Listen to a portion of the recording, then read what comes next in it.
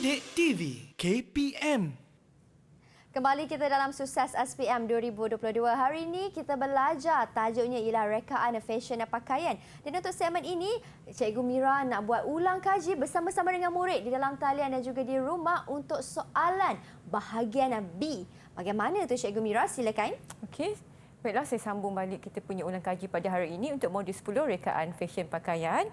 Kita masuk bahagian B pula ya, murid-murid. Okey. Kalau kita lihat perbezaan antara bahagian A dengan bahagian B ni, bahagian A ni dia bersifat lebih direct ya. Di mana soalannya tu lebih mudah dijawab dan markahnya tu lebih sedikit daripada bahagian B ni. Bahagian B untuk satu soalan adalah 10 markah. Jadi murid-murid kena baca betul-betul soalan.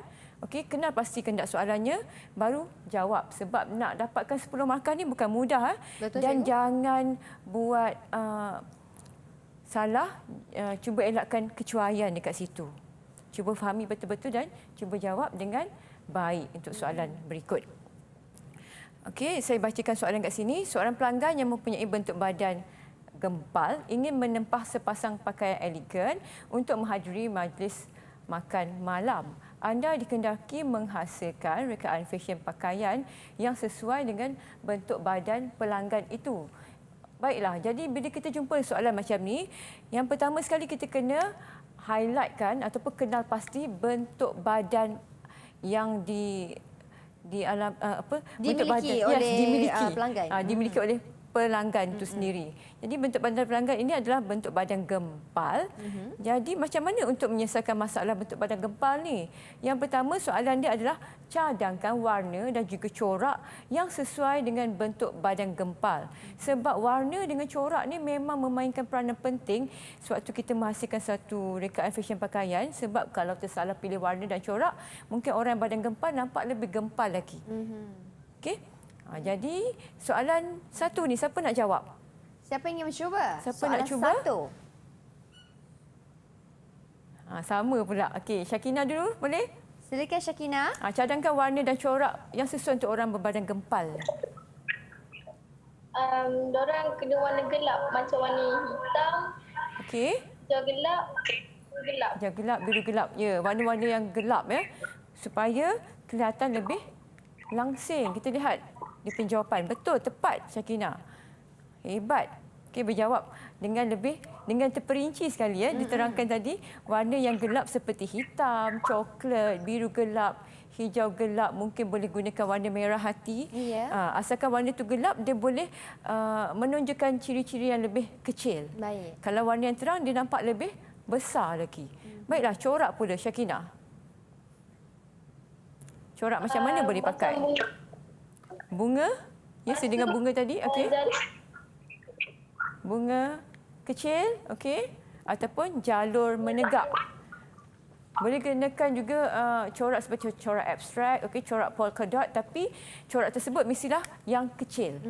Jangan corak-corak yang besar sebab kalau tunjukkan corak-corak yang besar boleh menunjukkan lagi imej yang lebih besar. Baiklah. Jalur menegak adalah salah satu elemen ataupun garisan yang boleh mengaburi pandangan mata seseorang. Sebab dia jalur itu menegak, bila menegak dia nampak seorang tu kelihatan lebih langsing ataupun lebih kurus lagi. Dan lebih tinggi juga Cikgu Yes, Mira. lebih tinggi juga. Itu antara ilusi untuk jalur menegak. Okey, silakan Dia Cikgu. bermain dengan ilusi, betul. Sorry, saya dah tercepat pula. Okey, lakarkan pandangan hadapan dan pandangan belakang rekaan fashion pakaian anda. Kemudian label dan tuliskan 3 ciri pakaian yang ada pada rekaan itu. Yang ni, okey, bila kita mereka cipta pakaian ni, kita kena labelkan juga apakah ciri yang ada pada pakaian tersebut.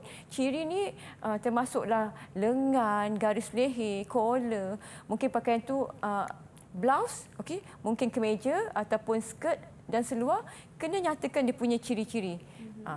Okey, boleh faham ya murid-murid? Jadi kat sini kita lihat contoh pakaian yang direka. Jadi bila orang tu berbadan gempal, terus masukkan warna yang gelap seperti warna hitam. Dan garis leher kat situ selalunya kita gunakan garis leher yang berbentuk V ataupun garis leher berbentuk sampan supaya dia nampak lebih langsing lagi. Kalau gunakan garis leher yang bentuknya bulat, dia kelihatan lebih besar lagi ataupun nampak lebih bulat lagi bentuk badan seseorang tu. Jadi kita labelkan kat sini, kau dah nampak kat situ ada anak panah kan.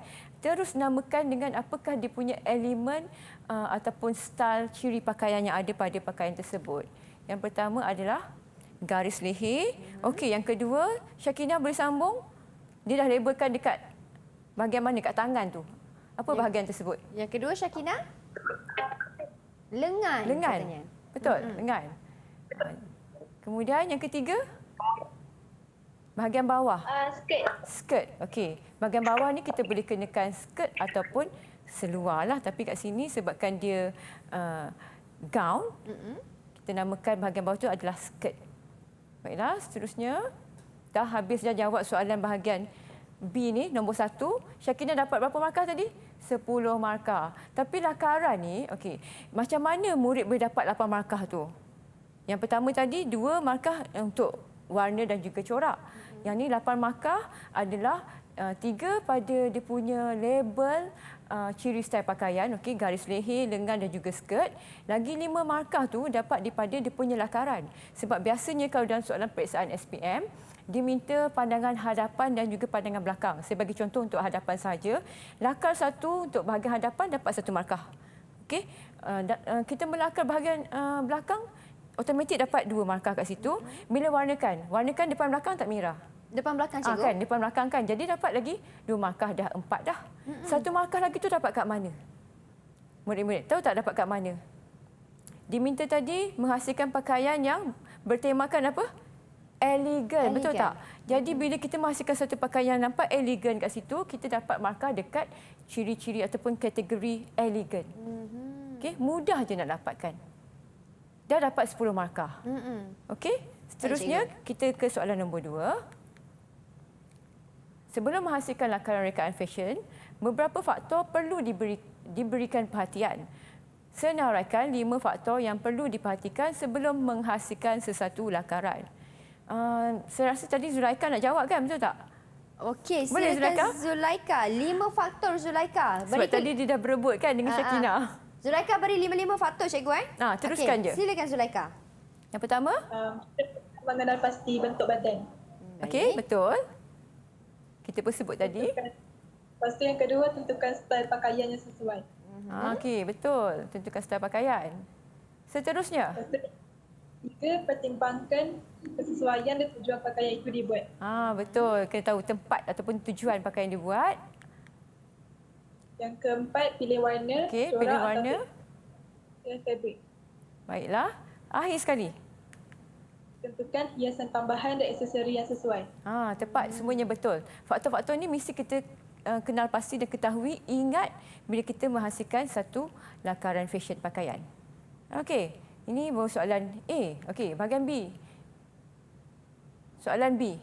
Nyatakan 3 jenis fabrik yang sesuai untuk menghasilkan pakaian casual. 3 jenis fabrik yang sesuai. Okey. Okey? Kita ada Asila. Asila nak jawab. Okey, seterusnya. Asila. Okey, kapas Okey, jersey. kapas, Jersey. jersey dan Linen. linen. Okey, betul. Seterusnya, cadangkan 2 jenis kemasan hiasan yang sesuai dijahit pada pakaian. Silakan Asila. Okey. Kita kurang jelas suara Okey, Asila. saya teruskanlah. Kita render. boleh minta kawan untuk jawabkan bahagian C. okey. 2. B2 Roman. Sila. Siapa nak mencuba? Silakan Syakina. Syakina ke? Rendang dan Okey, render dan juga sulaman. Betul. Saya teruskan ke soalan nombor 3. Okey, lepas ni, yang ni saya teruskan je lah. Jadual 1 menunjukkan senarai bahan dan juga jumlah kos bahan yang diperlukan untuk menjahit sepasang pakaian casual. Jadi kita lihat kat sini ada fabrik kapas, benang, lapik dalam, zip, okey, dan jumlah kos. Ini bukan jumlah seunit, jumlah kos ni jumlah yang dah didarabkan dengan kos seunit tadi. Okey, seterusnya kos bahan. Hitung kos bahan untuk menjahit sepasang pakaian casual. Okey, Anissa nak jawab kan? Anissa dah angkat tangan tadi. Anissa boleh hitungkan, jumlahkan terus. Okey. Fabrik kapas, benang, lapik dalam dan juga zip. Tambah semua sekali kita akan dapat kos bahan. Berapa, Anissa? Ni boleh congak je ni. Saya rasa Mira pun boleh congak kan? Betul. 4, 2, 1, 4, 2, 6, 1, 7. 35 campur 7, Anissa. Berapa jumlah keseluruhan tu? Dapat tak? Saya tak berapa dengar. Berapa, Anissa, jawapannya? 42. 42, cikgu. Betul, tepat. Jadi kat sini bila kita senaraikan bahan yang digunakan dan juga dapat perkiraan yang betul, dapat 2 markah. Okey. Seterusnya, okey, untuk soalan nombor 2, jumlah kos pengeluaran jika kos upah sepasang pakaian casual adalah RM20 dan kos sampingan adalah RM4. Jadi kita letakkan dia punya rumus ataupun formula kat situ, kos bahan tambah kos upah tambah kos sampingan, terus tambahkan semua sekali. Siapa nak jawab dia punya jumlah? Masukkan balik RM42 tambah 20 tambah 4. Siapa ingin cuba jawab? Kita panggillah cikgu kan. Kita panggil Zulaika, boleh cikgu? Zulaika? Silakan Zulaika. RM66. Okey, RM66, betul. Okey. Soalan yang ketiga, harga jualan sepasang pakaian casual kalau kita ambil keuntungan sebanyak 25%. Jadi kat sini catatkan dulu, okey, harga jualan sama dengan kos pengeluaran tambah dengan keuntungan. Jadi, okey, 66 tadi darab dengan 25%. Jadi tambahkan 66 tu, okey. 25% daripada RM66 adalah RM16.50. Tambah dua-dua jumlah tadi kita akan dapat keuntungan. Okey, boleh? Okey, faham ya? Alright, kita teruskan ke soalan seterusnya. Cadangkan 2 cara untuk meningkatkan keuntungan tanpa menaikkan harga jualan. Jadi kat sini kalau kita tak naikkan harga jualan tapi kita nak dapatkan keuntungan yang lebih, yang pertama kita boleh membeli bahan secara pukal. Kalau kita beli bahan secara banyak, kita boleh dapatkan harga yang lebih rendah. Seterusnya, kita boleh menjahit sendiri pakaian tu. Jadi kita boleh kurangkan kos membayar upah kepada pekerja. Seterusnya, okey. Soalan ni, Kelab Syarikat Fashion sekolah anda akan menganjurkan pertandingan mereka fashion pakaian bertemakan haute couture. Anda bercadang untuk menyertai pertandingan tersebut. Jadi yang pertama, cadangkan satu sumber inspirasi yang sesuai untuk rekaan itu. Dan yang kedua, lakar dan warnakan pandangan hadapan dan pandangan belakang rekaan anda dan labelkan 3 ciri style pakaian. Yang ni saya nak tunjukkan pada pakaian yang ada di sebelah saya ni sebab ianya bercirikan haute couture.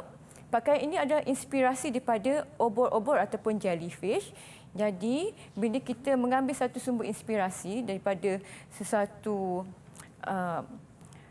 benda, okey, mungkin hidupan laut, kita cuba gunakan elemen yang ada pada hidupan tersebut dalam kita punya rekaan. Jadi bila lihat kat sini, ada ciri-ciri obor-obor dekat situ, dari segi dia punya kelembutan, okey? Dia punya ropo-ropo tu, sifat jarang ataupun transparent yang ada pada rekaan, dan rekaan ni nak menampakkan ciri-ciri haute couture tu, sebab haute couture adalah busana mewah. Betul. Jadi busana mewah ni mesti menampakkan ciri-ciri yang lebih elegan. Dia nampak berseni, nampak unik dan lain daripada yang lain. Nampak lebih special ataupun tersendiri satu rekaan tersebut. Jadi, bila kita dah melakar pandangan hadapan dan pandangan belakang rekaan, warnakan dan masukkan dia punya elemen ataupun ciri yang ada pada style pakaian tu. Yang pertama, mungkin boleh masukkan dia punya lengan. Sebabkan dia haute couture, unik, lengannya saya buat sebelah sahaja. Okey, jadi kat bahagian bawah tu ada dia punya ropol pada skirt dan boleh masukkan garis leher.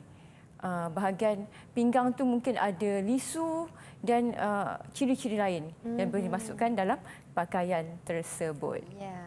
Ya, untuk memenuhi elemen pakaian tersebut kan cikgu, ini apabila Cikgu Mira menginspirasikan hidupan laut, iaitu cikgu kata obor-obor cikgu. Obor-obor, jellyfish. Jellyfish, obor-obor. Ada juga setengah preca fashion yang menginspirasikan daripada flora seperti bunga, kuntuman betul. bunga. Kuntuman betul bunga kan Cikgu pun Mira? boleh. Baiklah cikgu, memandangkan kita sudah sampai ke penghujung kelas kita cikgu, sedikit rumusan daripada Cikgu Mira tentang pembelajaran untuk hari ini. Baiklah, rumusan kita hari ini adalah saya nak memberi tips cara menjawab soalan untuk modul 10 rekaan fashion pakaian, sebab soalan ini adalah soalan yang wajib ada dalam kertas periksaan rekaan dan jahitan pakaian untuk bahagian B. Jadi antara tipsnya yang ingin saya kongsikan dekat sini, yang pertama adalah mesti kita kenal pasti tema pakaian yang hendak kita reka. Baiklah, yang kedua, mengenal pasti bentuk badan. Yang ni murid-murid kena catat ni. Okay, dan kena ingatkan supaya dapat membantu awak semua menjawab soalan periksaan. Mempertimbangkan kesesuaian dan juga tujuan pakaian itu direka. Baik. Kemudian memilih warna corak yang sesuai dengan bentuk badan. Melakar pandangan hadapan dan pandangan belakang. Ini kena ingat, mesti ada pandangan depan dengan belakang. Kemudian kena warnakan juga rekaan anda. Kemudian melabel dan menulis ciri pakaian yang hendak direka. Dan amaran dan peringatan kepada calon ni, mesti ingat benda ni. Pastikan anda mencuba untuk menjawab soalan. Jika kurang faham tentang tema, cuba lakarkan juga apa saja fashion supaya dapat markah dekat situ. Ya. Jangan dibiarkan kosong. Lakaran mestilah mempunyai pandangan hadapan dan belakang. Lakaran mestilah diwarnakan untuk dapat markah warna. Dan akhir sekali, jika soalan itu tidak mempunyai krokis atau bentuk badan, cuba lakarkan juga menggunakan pembaris ataupun alatan yang bersesuaian untuk melakar pakaian. Itu saja tips daripada saya pada hari ini supaya murid-murid dapat fokus tentang modul 10 rekaan fashion pakaian. Ya, terima kasih Cikgu Azmira atas perkongsian ilmu pada hari ini. Apa yang kita belajar hari ini bukanlah satu mata pelajaran yang biasa-biasa sebenarnya cikgu. Banyak juga preca fashion yang berjaya mencipta nama di pestada dunia, menjadi ataupun membawa nama Malaysia, mengangkat nama Malaysia di mata antarabangsa. Didik TV KPM